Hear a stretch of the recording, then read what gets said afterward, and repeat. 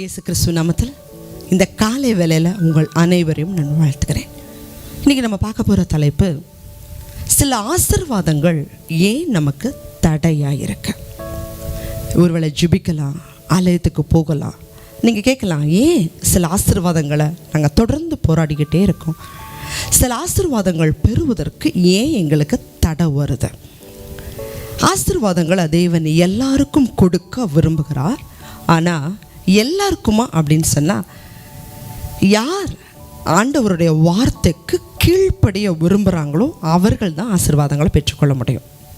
இந்த உலகத்தில் ஒரு மனிதனை வீட்டையோ நிலங்களோ வேலையோ ஆசீர்வாதமோ கொடுக்கறது தேவனுக்கு ஒரு பெரிய காரியம் இல்லை. எல்லா ஆசீர்வாதங்களையும் தேவன் எல்லாருக்கும் தான் கொடுக்க விரும்புகிறார். மழை பெய்யும் போது எல்லாருக்கும் தான் பெய்யுது. சூரியன் உதிக்கும் போது எல்லாருக்குமே தான் உதிக்குது.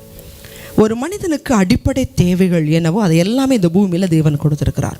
ஆனால் சில ஆசீர்வாதங்களுக்காக ஏன் போராட வேண்டி இருக்குது அப்படின்னு சொன்னால், எல்லா ஆசீர்வாதங்களையுமே அவங்க கொடுத்துட்டா அவங்க சரீரம் நல்லாயிருக்கும், உண்மைதான். அவங்க ஆத்துமா அதை விட விலையேற பெற்றது. இந்த ஆத்துமா நித்திய ஜீவனை பெறணும் அப்படிங்கிறதான் தேவனுடைய பிரதான நோக்கம். இந்த சரீரத்துடைய ஆயுசு நாட்கள் 70 அல்லது 80 ஆயுசு நாட்கள் ஒரு மனிதன் வாழ முடியும். ஆனால் அந்த மனிதனுக்குள்ளே இருக்கிற ஆத்துமா அழிவு இல்லாதது, நித்தியமாக அது வாழணும். அது பரலோகத்தில் வாழணும் அப்படின்னா அந்த மனுஷன் கர்த்தரை தேடணும். கர்த்தரை தேடுறது அப்படின்னு சொன்னால் அவருடைய கட்டளைகள், நீதியையும் நியாயத்தையும் பரிசுத்தமாக அவன் வாழும் பொழுது மட்டும்தான் தேவன் அந்த மனிதனை ஆசீர்வதிக்கிறார். ஆதியாகமத்தின் புஸ்தகம் 12ஆம் அதிகாரத்தில் நம்ம முற்பிதாவாகிய ஆபிரகாமை குறித்து நம்ம வாசிப்போம். ஆபிரகாம் ஒரு புற ஜாதி தேசத்தை சேர்ந்த மனிதன், கர்த்தரை அறியாத குடும்பத்தினர். ஆபிரகாமை ஆண்டவர் அழைக்கிறாரு. அவருக்கு ரொம்ப நாள் அவருடைய இருதயத்தில் தேவன் யார் அப்படிங்கிறத அவர் தேடிக்கொண்டிருந்தார். இது நம்ம யூதர்களுடைய சரித்திரத்தில் வாசிக்க முடியும். இந்த ஆபிரகாம்கிட்ட கர்த்தர் பேசுகிறார். ஆபிரகாமே, நீ உன்னுடைய இனத்தையும் உன் ஜனத்தையும் உன் தேசத்தையும் விட்டுட்டு நான் காண்பிக்கிற தேசத்துக்கு நீ புறப்பட்டு போ. ஆபிரகாம் ஆண்டவர் அழைக்கும்போது ஆபிரகாமுடைய வயசு சின்ன வயசு இல்லைங்க, 75 வயசு. 75 வயசில் ஆண்டவர் அழைக்கிறாரு. ஒருவேளை இன்றைக்கி யாரையாவது ஆண்டவர் உங்களை வாலிபன் நாட்களில் என் ஊழியத்துக்கு வாங்க அப்படின்னு அழைச்சா நம்ம சாக்கு போக்குகளை சொல்லுவோம். ஆண்டவரே, எனக்கு சின்ன வயசுப்பா, இந்த வயசில் ஊழியத்துக்கு கூப்பிட்றீங்களே. எல்லாத்தையும் நாங்கள் வாழ்க்கையை வாழ்ந்துடுறோம். 58 வயசுக்கு மேலே 60 வயசுக்கு மேலே ரிட்டையர்ட் ஆனதுக்கப்புறம் நாங்கள் ஊழியத்துக்கு வர்றோம். இன்றைக்கி பெரும்பாலான குடும்பங்களில் ஜெபம் பண்ண போனால் என்ன சொல்கிறாங்க, என் மூத்த பையன் நல்லா படிப்பாங்க, அவன் டாக்டருக்கு படிக்கணும், அதுக்காக ஜெபம் பண்ணுங்க. என் 2வது பையன் அதை விட நல்லா படிப்பான், அவன் கலெக்டர் ஆகணும்னு ஜெபம் பண்ணுங்க. என் 3வது பையன் படிக்கவே மாட்டாங்க, அவனை வேணால் ஊழியத்துக்கு கூட்டிகிட்டு போங்க. இன்றைக்கி இப்படி தான் உலகம் இருக்கு. தேவஜனமே, இன்றைக்கி உலகத்தில் தேவன்கிட்ட இருந்து ஒரு வார்த்தை வருதுன்னு சொன்னால், நீ முழுக்க ஞானஸ்நானம் எடு அப்படிங்கிறது ஆண்டவரோட வார்த்தை. இன்றைக்கி அநேகர் என்ன சொல்கிறாங்க, உலகத்துடைய காரியத்துக்கு எதுக்குமே யோசிக்கிறது இல்லை, ஆனால் முழுக்க ஞானஸ்நானம் எடுக்கணும் அப்படின்னா யோசிக்கிறாங்க. ஆண்டவரோட வார்த்தைக்கு கீழ்ப்படியணும், ஊழியத்துக்கு வாங்க அப்படின்னா யோசிக்கிறாங்க. கர்த்தருடைய வார்த்தையை சொல்லு அப்படின்னா யோசிக்கிறாங்க. ஆபிரகாமுக்கு இதே மாதிரி தான் ஆண்டவர் நான் காண்பிக்கிற தேசத்துக்கு நீ புறப்பட்டு போன்னு சொன்னார். அவர் ட்ரெயினில் போவாரா, ஃப்ளைட்டில் போவாரா, எதில் போவார்? தேவஜனமே, அந்த காலகட்டங்களில் இருந்த வாகனம் ஒன்று ஒட்டகத்தில் போகணும், இல்லை கழுத மேலே போகணும். இதுதான் அந்த காலகட்டங்களில் இருந்த வாகனம். அவருடைய வயது 75. இன்றைக்கி 25 வயது வாலிபர்களே ஆண்டவரோட வார்த்தைக்கு கீழ்ப்படுகிறதில்ல. 75 வயதாக இருக்கும் பொழுது ஒரு தேசத்தில் இருந்து இன்னொரு தேசத்துக்கு அவர் போகணும்னு சொன்னால் வழியில் திருடர்கள் பயம் இருக்கும். அவருடைய பணம் காசு எல்லாத்தையும் பிடிக்கிறதுக்கான வாய்ப்பு இருக்குது. அவருடைய மனைவி அவர் குறித்து அவர் யோசிக்கணும், எப்படி கால்நடையாக போகிறது, அந்த இடத்துல மக்கள் எப்படி இருப்பாங்கன்றது தெரியாது. இந்த இடத்துல அவருக்கு வீடு நிலம் காடுகள் எல்லாமே இருக்கும். இதை வந்த விலைக்கு விற்கணும். இவர் அவசரமாக விற்கிறாருங்கிறக்காக கம்மியான விலைக்கு அவங்க கேட்டிருக்கலாம். இத்தனை சூழ்நிலைகளின் மத்தியில் ஆபிரகாமை தேவன் அழைக்கிறார். இந்த வார்த்தைக்கு ஆபிரகாம் சாக்கு போக்குகளை சொல்லியிருக்கலாம். மோசேவை போல், ஆண்டவரே வேற யாரையாவது கூட்டிகிட்டு போங்க, இந்த வயசான காலத்தில் ஏன் ஆண்டவரே என்னை தொந்தரவு பண்ணுறீங்க கேட்டிருக்கலாம். ஆனால் எதையுமே அவர் கேட்கல. அவருக்கு குழந்தையும் இல்லை. இதைவாச்சு அவர் முன் வச்சுருக்கலாம். எனக்கு நீங்கள் குழந்தையாக கொடுத்துருக்கீங்க, நான் இதுக்காக உங்களுக்கு கீழ்ப்படியணும் கேட்கல. அவருடைய வார்த்தைக்கு, ஆண்டவரோட வார்த்தைக்கு அப்படியே கீழ்ப்படுகிறார். அது 12:2 நீங்கள் வாட்சிங்கன்னா அப்படியே புறப்பட்டு போகிறார். தேவஜனமே, அது மட்டும்தான் அவர் செய்தாரான்னா, ஆபிரகாம தேவன் அழைச்ச நாள்ல இருந்து 75 வயதில் அவருக்கு குழந்தை இல்லை, வாக்குத்தத்தம் பண்ணப்பட்ட பிள்ளையை பெறுவதற்கு 25 வருஷம் காத்திருக்கிறாரு. கர்த்தர் எதையெல்லாம் சொல்றாரோ அத்தனைக்கும் அவர் கீழ்ப்படுகிறார். 100 வயதுல தேவன் ஈசாக்கை கொடுத்தார். அவருடைய மனைவி சாராள் கர்ப்பம் செத்த ஒரு தாயார். அவர்களுக்கு தேவன் ஒரு குழந்தையை கொடுக்கிறார். 100வது வயதில், ஆபிரகாமுடைய 100வது வயதில் ஈசாக்கை பெற்றெடுக்கிறாங்க. 1 வருஷம் 2 வருஷம் இல்லை, 25 வருஷம் முறுமுறுக்காம, சந்தேகப்படாம, தேவனை குறை சொல்லாம, நான் ஏன் புறப்பட்டு வந்தேன்னு எனக்கு தெரியலேன்னு சொல்லி தேவனை துக்கப்படுத்துகிற வார்த்தைகளை பேசாம 25 வருஷம் பொறுமையோட காத்திருந்தாங்க. கர்த்தர் அழைச்ச தேவன் நிச்சயம் ஆசீர்வதிப்பார்னு சொல்லி அவர் காண்பித்த தேசத்துக்கும் புறப்பட்டு போனாங்க. அவர் சந்தித்த எல்லா சூழ்நிலைகள், எதிர்மறையான சூழ்நிலைகளையும் கர்த்தருக்கு எல்லா இடத்துலையும் கீழ்ப்படிந்தவராகவே இருந்தார். இந்த 100 வயதில் ஈசாக்கு பிறந்தார். அவருடைய இளம் வாலிப வயதில் தேவன் இன்னும் முக்கியமான ஒரு சோதனையை ஆபிரகாமுக்கு வைத்தார். அது என்ன சோதனை அப்படின்னு சொன்னால், ஆதியாகமத்தின் புஸ்தகம் 22ஆம் அதிகாரத்தில் நீங்கள் வாசிக்கும் பொழுது, ஆபிரகாமை கர்த்தர் நோக்கி, உன்னுடைய நேசகுமாரனோ உன்னுடைய ஏக சுதனை நான் காண்பிக்கிற மோரியா தேசத்துக்கு போ, அந்த இடத்துல நான் குறிக்கிற மலைகள் ஒன்றின் மேலே நீ ஈசாக்க பலி செலுத்து. இன்னைக்கு நம்ம ஒரு காணிக்கை ஆண்டவர் கேட்டாலே நிறைய பேசுவோம். ஆண்டவர் கேட்டாரா, ஊழியர் கேட்டாரா, பாஸ்டர் கேட்டாரா, ஆலயத்துக்கு கேட்டாங்களா, ஆண்டவர் கேட்க சொன்னாரா? ஆனால் கர்த்தர் கேட்டது உன்னுடைய ஒரே குமாரனை பலி செலுத்த. இதை யார் செய்ய முடியும்? ஆனால் அந்த வார்த்தைக்கும் ஆபிரகாம் கீழ்ப்படுகிறார்.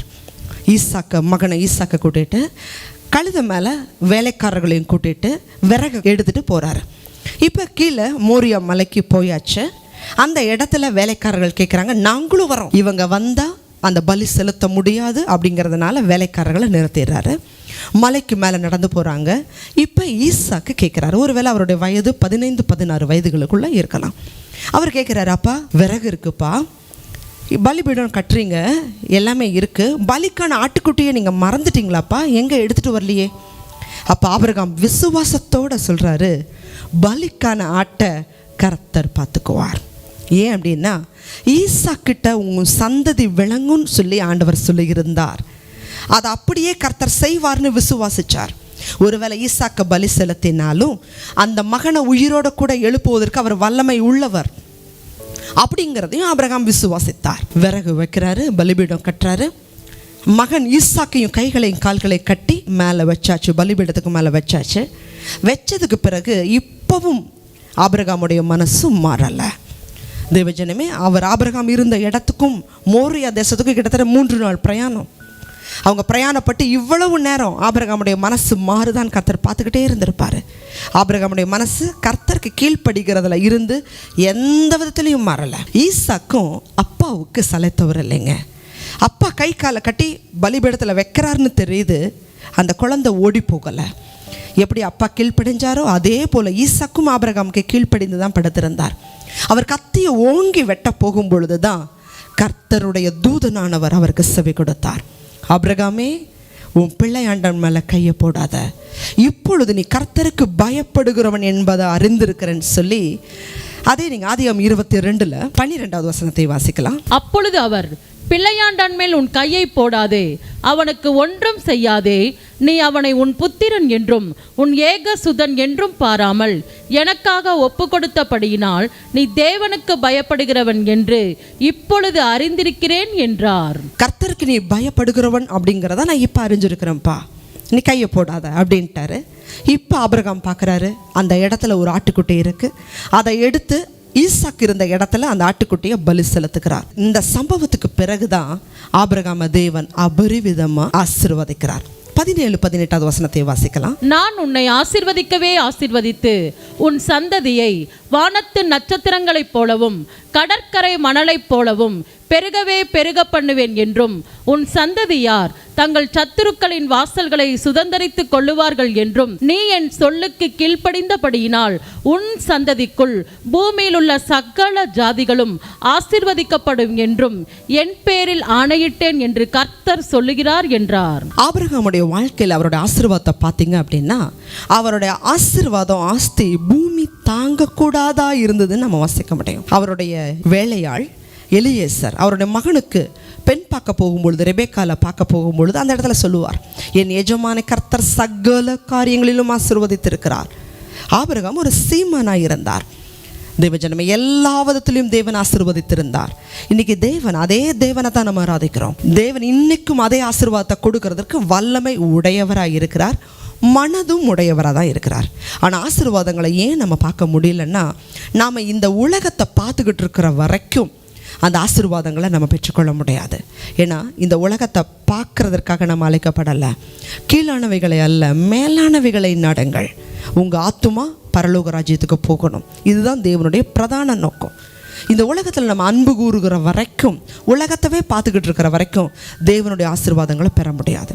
இன்றைக்கி நம்மளுடைய வாழ்க்கையை பார்க்கலாம். எந்த இடத்துல கீழ்ப்படியாமல் இருக்கிறோம், எது நம்மளுடைய ஆசீர்வாதத்துக்கு தடையாக இருக்குது. உபாகம் 28:1 நீங்கள் பார்க்கும் பொழுது, இப்பொழுது சொல்லப்படுகிற என்னுடைய கற்பனைகளுக்கெல்லாம் நீ உண்மையாய் செவி கொடுத்து கீழ்ப்படிந்தா பூமியில் உள்ள சகல ஜாதிகளை பார்க்கலாம் நான் உன்னை மேன்மையாக வைப்பேன். கர்த்தர் தான் நமக்கு வாக்குத்தத்தம் கொடுத்தார். அதே நீங்கள் 15 வாசிப்பீங்க, என்னுடைய வார்த்தைக்கு நீ செவி கொடுக்காமல் போகும் பொழுது, கீழ்ப்படியாமல் போகும் பொழுது, இப்பொழுது சொல்லப்படுகிற சாபங்கள் எல்லாம் உன்மேல் வந்து உனக்கு பழிக்கும். கர்த்தருக்கு கீழ்ப்படிஞ்சா ஆசீர்வாதம், கீழ்ப்படியலைன்னா சாபம். இதுதான் தேவனுடைய நியதி. எதனால் அப்படி அனுமதிக்கிறாரு? கஷ்டங்கள் கொடுக்கும் பொழுது இந்த உலகத்தில் நம்ம தேவனை தேடணும். தேவனை தேடும்போது அவருடைய நீதி நியாயங்களை தேடுவோம். நீதி நியாயங்களை தேடும் பொழுது உங்கள் ஆத்துமா பரலோக ராஜ்யத்துக்கு வரணும். இதுதான் தேவனுடைய பிரதான நோக்கம். அதான் மத்தேயு புஸ்தகம் 6:33 வாசிக்கிறோம்.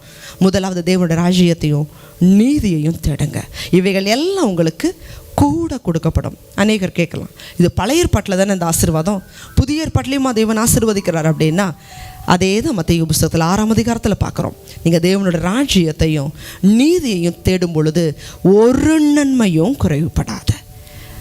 உலகத்தில் எதின் மேலே அன்பு கூறுகிறீங்களோ அந்த அன்பை எடுத்து ஆண்டவர் மேலே வைங்க. சில நேரத்தில் அதுவே உலகத்தை அதிகமாக நேசிக்கும் பொழுது அதே ஆசீர்வாதத்துக்கு தடையாகலாம். ஏன்னா தேவன் அவருடைய கட்டளையை முதல்ல நீ ஆண்டவர்கிட்ட அன்பு கூறணும். உங்கள் அன்பை, உங்கள் பிரியத்தை, உங்கள் கீழ்ப்படிதலை, உங்களுடைய ஒப்பு கொடுக்கிறத, ஆபிரகாம் எப்படி ஈசாக்க பலி செலுத்துறதுக்கு ஒப்பு கொடுத்தாரோ, உங்களுடைய விருப்பங்களை ஆண்டவருடைய பலிபீடத்தில் ஒப்பு கொடுங்க. உங்கள் வாஞ்ச, உங்கள் இருதயம் எல்லாம் தேவன் மேலே இருக்கட்டும். கர்த்தரை நீங்கள் நேசிக்கும் போது, அவருக்கு கீழ்ப்படியும் போது ஒரு ஆசீர்வாதத்தையும் தேவன் தடை செய்ய மாட்டார். ஜெபிக்கலாம். அதிகமாக நேசிக்கிறீங்களா அன்புள்ள ஆண்டவரே? பல நேரங்களில் இந்த உலகத்தை தான் நாங்கள் பார்த்துட்டு இருக்கிறோமே தவிர இந்த உலகத்தை உண்டாக்கின ஆண்டவராகிய உண்மை பார்க்கறதில்லப்பா. எப்போ ஆபிரகாமை போல எங்களுடைய முழு விருப்பத்தையும் ஆண்டவரே ஒப்பு கொடுத்துட்டு கர்த்தருக்காக நாங்கள் நிற்கிறோமோ அப்போ தான் எங்களுடைய ஆசீர்வாதமே ஆரம்பமாகுதுன்னு சொல்லி நாங்கள் பார்த்தோம். இந்த செய்தியை கேட்குற ஜனங்க ஆண்டவரே, ஒருவேளை கர்த்தரை 2ஆம் பட்சமாக வச்சுட்டு உலக ஆசீர்வாதத்தை முன்னாடி வைத்திருந்தா நீங்கள் தயவாய் மன்னிங்கப்பா. முதல்ல உங்களுடைய ராஜ்யத்தையும் நீதியையும் தேட கிருபை தாங்க. ஏன்னா ஆசீர்வாதங்கள் எல்லாம் உங்கள் கைகளில் இருந்து தான் வருது. அப்போ பிள்ளைகள் ஒருவேளை என்னென்ன ஆசீர்வாதங்களுக்காக ஜெபிக்கிறாங்களோ அந்த தேவைகள், அந்த ஆசீர்வாதங்கள், அந்த நன்மைகள் எல்லாவற்றையும் பரிபூர்ணமாக நீங்கள் கொடுங்க. கிருபை தாங்க. இயேசுவின் நாமத்தில் ஜெபிக்கிறோம் நல்ல பிதாவே, ஆமென். தேவஜனமே, இந்த சத்தியத்தின்படி நடக்க உங்களை ஒப்பு கொடுங்க. தேவன் உங்களை எல்லா நன்மைகளாலும் நிரப்புவார். ஆமென்.